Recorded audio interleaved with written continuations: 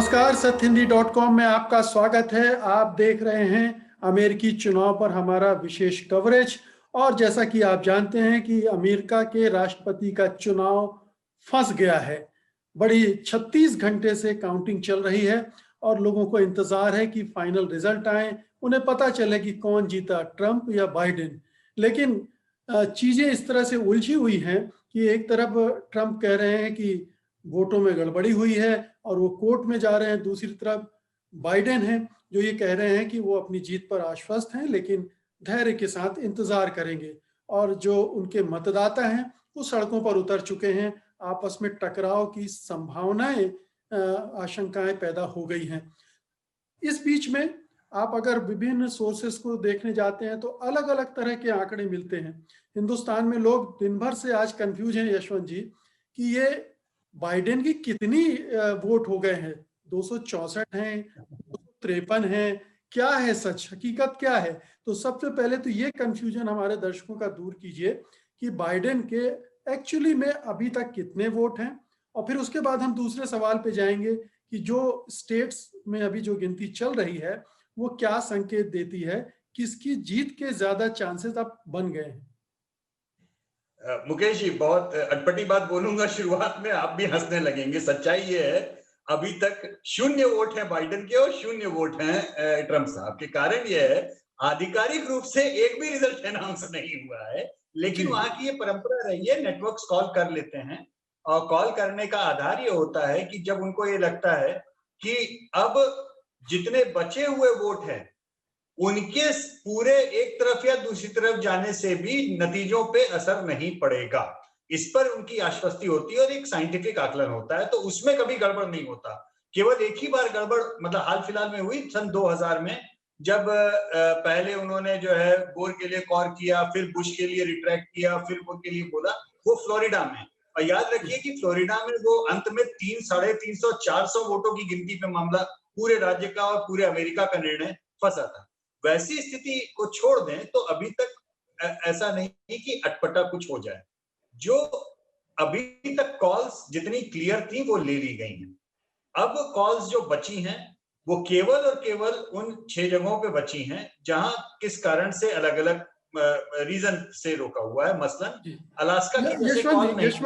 यशवंत जी, जो कॉल्स ले ली गई हैं 6 स्टेट्स को छोड़कर, उसके बेसिस पर किसके पास कितने वोट आ गए हैं?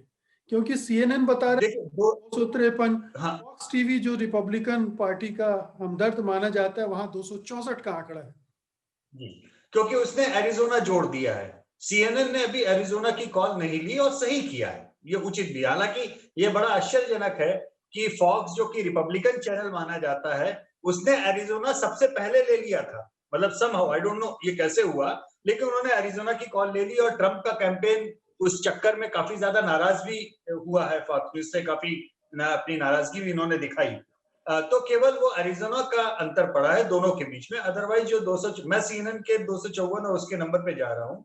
एरिज़ोना भी मुझे लगता है कि शायद बाइडेन साहब आसानी से कैरी कर लें, लेकिन थोड़ा सा उसमें पेच ये है कि जो भी 10-12% अब वहां के वोट गिनती के बाकी हैं, वो ये क्लियर नहीं है कि वो ये पेपर बैलेट वाले ही हैं। उसमें कई सारी जगहों पे इन पर्सन वाले भी वोट हैं, ऐसा लग रहा है। दूसरा, कुछ वहां के पेपर बैलेट वाले इलाके ऐसे हैं जो जो उस तरीके से प्रो डेमोक्रेट नहीं निकल रहे हैं, नहीं है। मतलब ज्यादा वृद्ध लोगों ने उसमें, जो पुराने रिपब्लिकन्स हैं, उन्होंने वोट डाला है। तो ट्रंप साहब को एकदम से लग रहा है कि शायद वहां पे बाजी खुल जाए। हालांकि मेरा ध्यान उससे ठीक ऊपर एक और राज्य है बाईं तरफ थोड़ा सा, और नेवाडा। मैं उस पे अटका हूं क्योंकि इधर तो 3-2.5% की एक लीड है बाइडेन साहब की। नेवाडा में 0.4 या 0.5% की लीड है केवल, और अभी भी वहां पे अच्छे खासे वोट गिनती के बाकी हैं। नेवाडा वो जगह है मुकेश जी जहां पे लास वेगास है, सबसे बड़ी काउंटी लास वेगास है। यानी बचा हुआ नेवाडा एक तरफ और लास वेगास जिस काउंटी में आता है वो एक तरफ, वहां पे लाखों की तादाद में वोट है और वो डेमोक्रेट है। तो शायद हो सकता है इस कारण से अभी ट्रंप बहुत ज्यादा उस पर ध्यान नहीं दे रहे हैं, क्योंकि उनको ये लग रहा है कि अब जो इलाके बाकी हैं वो हमारे नहीं है। हो सकता है ये रीजन हो। अदरवाइज केवल 4.4 या 0.5% का केवल गैप है दोनों के बीच में। अब आता है दो राज्य ऐसे जो रिपब्लिकन हैं, लेकिन जहां पर मामला ठसके के साथ में कांटे का होता जा रहा है। एक जॉर्जिया, दूसरा नॉर्थ कैरोलिना। इन दोनों की जो कॉल रुकी है, उस चक्कर में ट्रंप साहब 213 पे अटके हुए हैं। अदरवाइज जैसे अलास्का है, अलास्का की बहुत रेड है, अलास्का में कुछ कॉल लेने लायक नहीं, ऐसा कुछ नहीं है। केवल यह है कि अलास्का में विचित्र किस्म का उन्होंने नियम बनाया हुआ है कि उन्होंने इन पर्सन सारे वोट काउंट कर लिए, जिसमें ऑलमोस्ट 70-30 का रेशियो है। और उन्होंने बोला है कि पेपर बैलेट हम सारे एक साथ काउंट करेंगे जब सारे हमारे पास में आ जाएंगे। हालांकि वो इतना रिपब्लिकन है कि वहां के पेपर बैलेट में भी बहुत ज्यादा अंतर नहीं पड़ेगा, लेकिन वो 3 वोट का कॉल नहीं लिया गया। जॉर्जिया में मामला बिल्कुल बिल्कुल ही महीन पतला अटका है, क्योंकि वहां पे अब केवल अटलांटा और उसके सबब्स के वैसे वाले इलाके हैं जिनके डेमोक्रेट और वो भी पोस्टल बैलेट काफी बाकी हैं। इसीलिए जैसे जैसे वो वोट गिनते जा रहे हैं, मामला बिल्कुल कांटे का होता जा रहा है।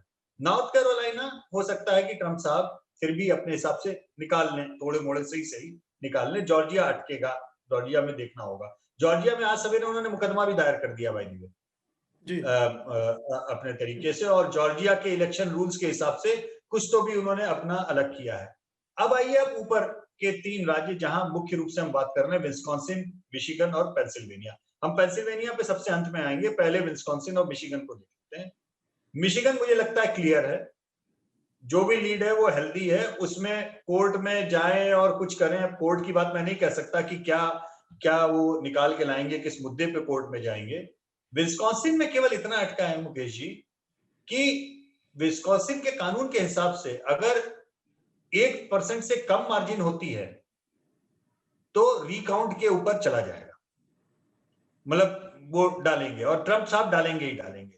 कारण उसका बहुत साफ है कि रिकाउंट या रीपोलिंग, रिकाउंटिंग, रिपोलिंग नहीं, ठीक है।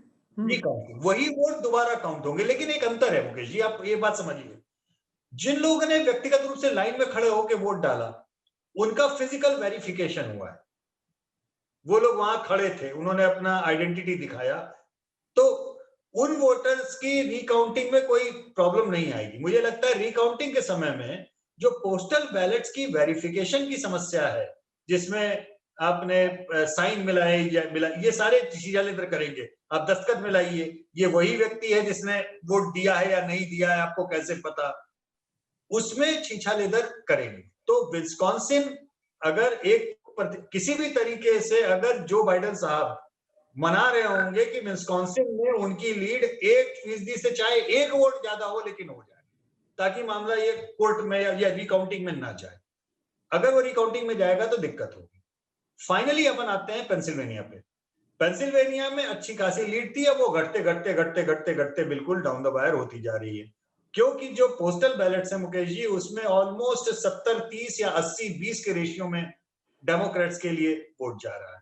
लोग कह तो ये रहे हैं कि फाइनल वो काउंटिंग होते होते वहां की पेंसिल्वेनिया की करीब 1 लाख का मार्जिन वो प्रिडिक्ट कर रहे हैं कि हो जाएगा। कहना बड़ा मुश्किल है मुझे अब कि कितने का मार्जिन होगा, कितने का नहीं पेंसिल्वेनिया होगा। के बारे में ये भी कहा जा रहा है यशवंत जी की फिलाडेल्फिया जो बड़ा एक सेंटर है और जहां डेमोक्रेट्स का अच्छा वहां पर गढ़ है। और उसके आसपास की जो सब अर्बन एरियाज है, काउंटीज हैं, उनमें भी तो वहां के वोट अब गिने जाएंगे। इसलिए डेमोक्रेट को उम्मीद है कि पेंसिल्वेनिया उनकी पॉकेट में आएगा। उसका एक दूसरा भी एस्पेक्ट मैंने पढ़ा मुकेश जी, और वो एस्पेक्ट ये पढ़ा कुछ लोगों का कि जो उनको बहुत ज्यादा उम्मीद है डेमोक्रेट्स को कि फिलाडेल्फिया वन साइडेड जाएगा, शायद उतना न जाए, क्योंकि जो ब्लैक लाइफ मैटर के दौरान जो जो जो वहां पे हिंसा या बाकी वारदात हो गई, उनका ये कहना है कि एक बड़ी तादाद में फिलाडेल्फिया का एक अर्बन रेजिडेंट ऐसा है जो उस हिंसा के कारण नाराज हुआ है और छिटका है। लेकिन वो छिटका है तो लाइन में लग के वोट दे गया है या पोस्टल बैलेट डाला है? मेरा मानना यह है कि पोस्टल बैलेट डालने वालों में डेमोक्रेट ज्यादा है, इसलिए अभी तक के कन्वेंशनल विजडम से मैं मान के चलूंगा कि वो मतदाता ज्यादातर डेमोक्रेट को गया है। लेकिन इस एंगल के ऊपर कि उसमें से बड़ा मतदाता ऐसा भी हो सकता है, तो ये कहना बड़ा कठिन है। और कहना इसलिए भी कठिन है मुकेश जी, क्योंकि ये बात तो सच है कि जो भी आकलन वहां के मीडिया ने पिछले 3-6 महीने से 6 महीने कहना चाहिए कि बाइडेन साहब की 10% की लीड है, 12% की लीड है, 15% की लीड है। वो लीड तो नहीं रही, वो लीड तो नहीं दिखी।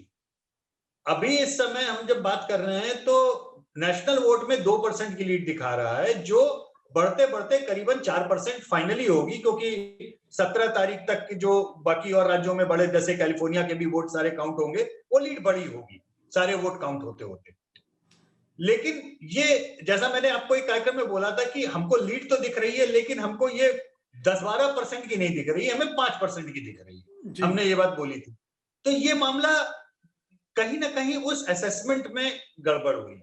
जो जो जो बाइडेन की ब्लू स्वीप की बात हो रही थी, वो ब्लू स्वीप नहीं हो पाया है, और उसके कई विभाजन के कारण भी रहे होंगे। ये कहीं ना कहीं डेमोक्रेट शायद इस इलेक्शन के बाद एक चीज बताइए कि अभी के आंकड़ों के हिसाब से, अभी की परिस्थिति के हिसाब से 270 सीट के 270 वोट के पास कौन पहुंच रहा है? सबसे ज्यादा लाइक कैंडिडेट अभी बाइडेन नहीं, अभी तो बाइडेन पहुंच रहे हैं। बाइडेन इसलिए पहुंच रहे हैं क्योंकि देखिए बाइडेन के पास में मल्टीपल रास्ते खुले हैं। मतलब वो पेंसिल्वेनिया जीत लें तो वो बन जाएंगे, वो जॉर्जिया जीत लें तो लगभग बनने की हालत बिल्कुल पहुंच जाएंगे। मतलब ट्रंप के लिए अब ये स्थिति है कि ट्रंप के लिए सब कुछ जीतना अनिवार्य है।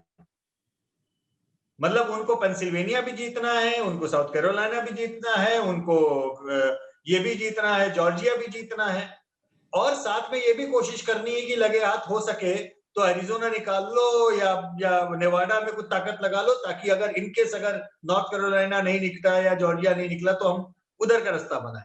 तो ट्रंप के सामने दिक्कत ये है कि उन्हें अब बचे हुए में सब कुछ जीतना आवश्यक है। लेकिन बाइडेन साहब के सामने आसानी उनको ये है कि वो इनमें से कोई भी एक टपका दें तो वो बिल्कुल दिहाड़े मुहाने पे पहुंच जाते हैं। तो अगर आप प्रोबेबिलिटी की बात करें तो निस्संदेह कोई भी देख करके कहेगा कि बाइडेन साहब बहुत आसानी से इस समय, आसानी तो नहीं कहना चाहिए, आसान गलत होगा, सहजता से शायद यहां से उनका रास्ता ज्यादा सहज हो। ये वॉल स्ट्रीट जो रिएक्ट कर रहा है, अभी वॉल स्ट्रीट में एक बूम आ गया है और वो मानकर चल रहा है कि बाइडेन व्हाइट हाउस में जा रहे हैं और सीनेट पे रिपब्लिकन पार्टी का दबदबा हो जाएगा। तो उसे ये लग रहा है कि एक मॉडरेट किस्म की सरकार होगी जो देश के लिए और वॉल स्ट्रीट के लिए भी फायदेमंद होगी। ये वॉल स्ट्रीट का आकलन है। देखिए वॉल स्ट्रीट का फायदा उसको ये दो चीजों में लग रहा है। एक तो सेनेट के कारण बहुत अंतर पड़ा। अगर मानिए सेनेट पे भी डेमोक्रेट का कब्जा होता तो बिजनेस ने बहुत नेगेटिवली उस चीज को लिया होता, क्योंकि कारण उसका बड़ा साफ है कि डेमोक्रेट्स की पॉलिसीज सोशलिस्ट पॉलिसीज हैं जो एक्सचेकर से खर्चा करती हैं, टैक्सेशन बढ़ाने पे काम करती हैं। ये एक बेसिक फंडामेंटल दोनों में अंतर है। लेकिन चूंकि सेनेट के ऊपर वापस उनको लग रहा है कि नहीं ये कंट्रोल में रहेगा, तो बिजनेस को ये लग रहा है बाइडेन अगर बन भी जाते हैं तो भी सीनेट के थ्रू वो हर चीज को रुकवा सकते हैं, हर चीज को धक्का मार सकते हैं। अच्छा, केवल सीनेट की बात नहीं है मुकेश जी, जो हाउस में भी स्वीप की बात थी कांग्रेस में भी, वो भी नहीं हो पाया है। वो भी बड़ी कांटे की और तगड़ी लड़ाई चल रही। मतलब वो कोई ऐसा नहीं है कि सीनेट में भी मैं देख रहा हूँ CNN 47 दे रहा है, दूसरे 48 तक पहुंच गए हैं। तो वहां भी बिल्कुल कांटे की लड़ाई है। वहां भी ऐसा नहीं है कि रिपब्लिकन पार्टी, वहां बहुत कांटे की लड़ाई है। बस केवल उसमें एक सीट का जो अंत में आते आते 51-49 वाला हिस्सा होगा वो जनवरी में होगा मुकेश जी। क्योंकि एक जो जो जो जो सेनेट की सीट है जॉर्जिया में, वहां पे क्या हुआ है कि तितरफा लड़ाई में 50% किसी को वोट नहीं मिला है, तो वो रन ऑफ में जाएगी जनवरी में। और वो रन ऑफ में जाएगी तो निस्संदेह उस सीट को रिपब्लिकन जीतेंगे, क्योंकि उसमें दो कैंडिडेट रिपब्लिकन हैं। मतलब 30-30-30 का बंटवारा हुआ है एक तरह से। तो दो कैंडिडेट रिपब्लिकन के ऐसे हैं जिन्होंने 30-30 जीता है। तो जो स्वाभाविक सी बात है, जब अकेला रिपब्लिकन का कोई कैंडिडेट होगा तो वो 30 के बजाय वो 60% वोट लेके जाएगा। और तो अगर बाइडेन राष्ट्रपति बनते हैं तब भी उसका असर नहीं पड़ेगा उस इलेक्शन पे? नहीं पड़ेगा, क्योंकि वो जो तरीका है उनके है कि सीनेट को लेकर के वोटिंग का, वो हमेशा वो वोटिंग एक तरफा ही एक तरह से रही है। और जब रिपब्लिकन्स को खासतौर पे अगर ये क्राइसिस होगी कि नहीं हमको सीनेट जीतना है और हमको ये सीट निकालनी है, तो वो फिर उस मामले में एक तरफा हो जाएंगे। मुझे लगता है कि रिपब्लिकन्स ने, मुकेश जी, इस चुनाव में इलेक्शन मशीनरी को अच्छे से लगा करके वोट पड़वाया है और जितनी लोगों को, एनालिस्ट को, बाकी सबको उम्मीद थी उससे कहीं बेहतर परफॉर्मेंस किया। Let's give them the due. मतलब हम सब मान रहे थे ज्यादातर लोग कि ये तो एक तरफा स्वीप होगा। इतनी वाहियात प्रेसिडेंसी, इतना नक्कारा राष्ट्रपति और वाहियात राष्ट्रपति, जितने भी तरीके के सुपरलेटिव बोलिए, पूरा ही कैंपेन चला है और उस चक्कर में ये भी कहा जा रहा था ये सीनेट भी ले डूबेगा, ये हाउस भी ले डूबेगा, लेकिन हुआ ठीक उल्टा है।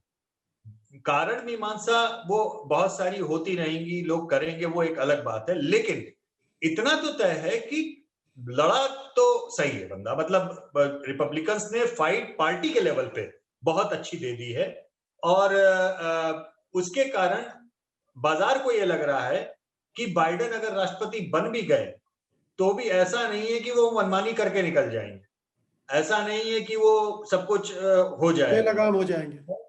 हाँ, और सामान्यतः मिड टर्म जो इलेक्शन होता है, मतलब जिसे कहा जाता है 2 साल बाद वाला, 2 साल में इनकम्बेंसी सेट होने लगती सामान्यतः, और चौथे साल के बाद में री इलेक्शन की बिड के समय में एक दिक्कत होती है, जैसे अभी हो रही थी।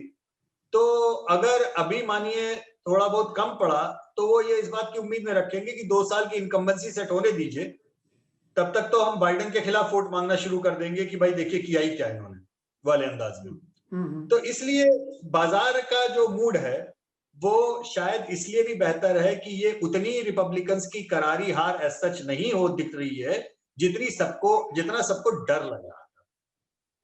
पॉजिटिविटी बाइडेन के आने से भी एक हो सकती है ये कि बाजार को ये भी लगेगा कि जो अफलातूनी बयान कुछ भी कभी भी कह देते थे ट्रम्प साहब, और ट्रम्प साहब के साथ में एक बात ये भी ग्रे एरिया थी कि उनका व्यक्तिगत हित बिजनेस में भी जहां दिखता था वो बोल देते थे।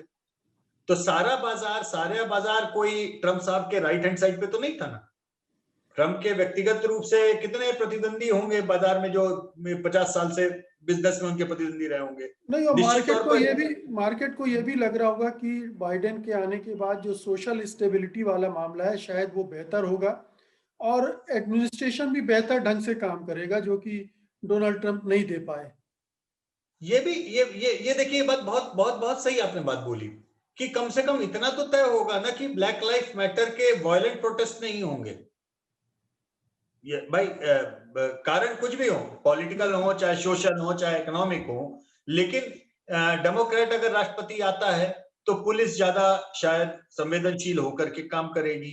या ऐसा नहीं है कि बराक ओबामा के समय में दुर्घटनाएं नहीं हुई थी, लेकिन बराक ओबामा जिस संवेदनशीलता के साथ में उसको हैंडल कर लेते थे और सड़कों पे प्रोटेस्ट उस तरीके से वायलेंट नहीं होता था, ये उम्मीद है।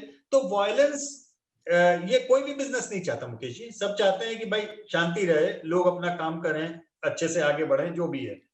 तो ये भी एक हो सकता है कि ट्रम्प साहब की हिप हॉप, और दूसरा ये कि भाई उनके दोबारा बनने से जो व्हाइट सुप्रीमेटिस्ट हैं, जो ब्लैक लाइफ मैटर्स वाले भी और उनके विरोध वाले भी, इनके बीच का संघर्ष और भी ज्यादा बढ़ने का था। मतलब फनी चीज ये है मुकेश जी, जितना मुझे लग रहा है ट्रम्प हारे तो जिस वायलेंस की लिए लोग डर रहे हैं, मुझे लगता है शायद वो नहीं होगा।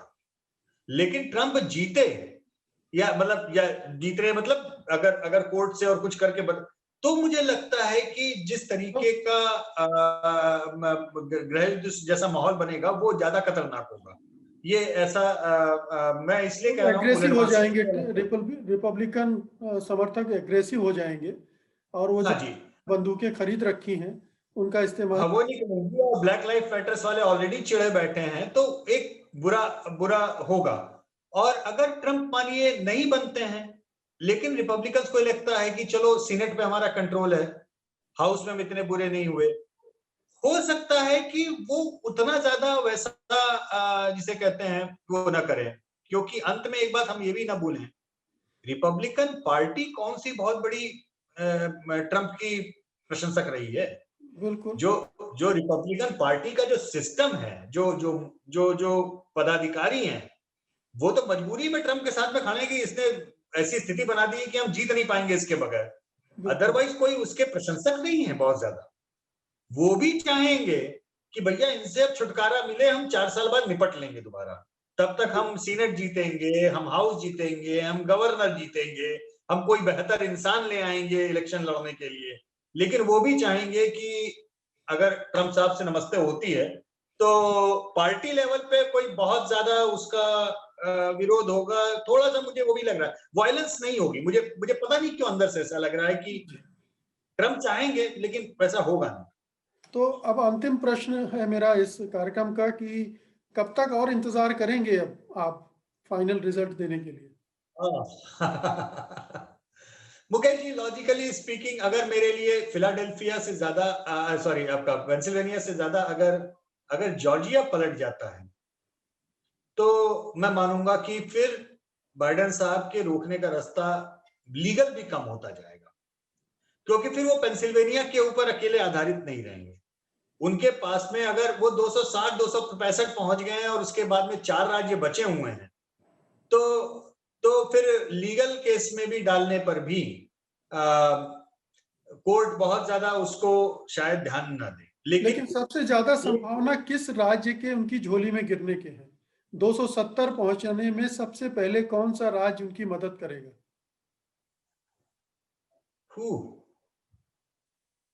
कठिन सवाल है मुकेश जी, अभी भी ये बात कहना मुश्किल है। लेकिन मुझे लगता है कि अगर पेंसिल्वेनिया में लीड ले गए तो खेल खत्म हो जाएगा। ये पेंसिल्वेनिया में जैसे ही लीड उनकी आएगी, अगर आ जाती है, तो ये गेम ओवर हो जाएगा। और विस्कॉन्सिन में अगर उनकी लीड 1% से 1 वोट भी ज्यादा चली जाती है तो भी ये गेम समाप्ति की ओर अग्रसर हो जाएगा। लेकिन अगर ये दोनों काम नहीं होते हैं, अगर जॉर्जिया और नॉर्थ कैरोलिना सेटल नहीं होते, वो पर ट्रंप साहब ले जाते हैं, तो मामला कहीं पता लगा ऐसा ना हो कि एरिजोना तो किसी तरह निपटा ले गए, अंत में नेवाडा के ऊपर आकर के, जहां कैसीनो सारे लगे हैं पूरे सबसे बड़े दुनिया के, वहां पे जुए में फिर बैठ करके तय हो जाएगा कि कौन जीत रहा है। वैसी स्थिति आने तक तो हफ्ता 10 दिन 15 दिन कुछ भी लग जाए। लेकिन काफी हद तक जॉर्जिया के और पेंसिल्वेनिया के ऊपर डिपेंड करेगा। मॉरल अंदर और ये पड़ जाएगा, क्योंकि कल सुबह तक काफी स्थिति क्लियर असर पड़ता है मुकेश जी। लीगल भी जो बैठे हैं, देखिए, अगर वो देखेंगे कि इतनी बड़ी तादाद में निकाल ही लिया है ना, तो कोई आउट ऑफ द वे जाकर के जबरदस्ती अपनी छीछा लेकर कोई जज भी नहीं कराना चाहेगा। बिल्कुल। जज 19-20 तक ही में ही उनकी मदद करेगा जहां लीगली मदद हो सके। जज, कोई भी सुप्रीम कोर्ट का जज ये मदद नहीं करेगा कि आधा दर्जन राज्यों की वो काउंटिंग रुकवा दें और आधा दर्जन राज्यों में फ्लिप करवा दें। ये कोई नहीं करवाएगा। जी, तो कल तक पता लगना चाहिए। कल सुबह तक हो जाएगा कुछ?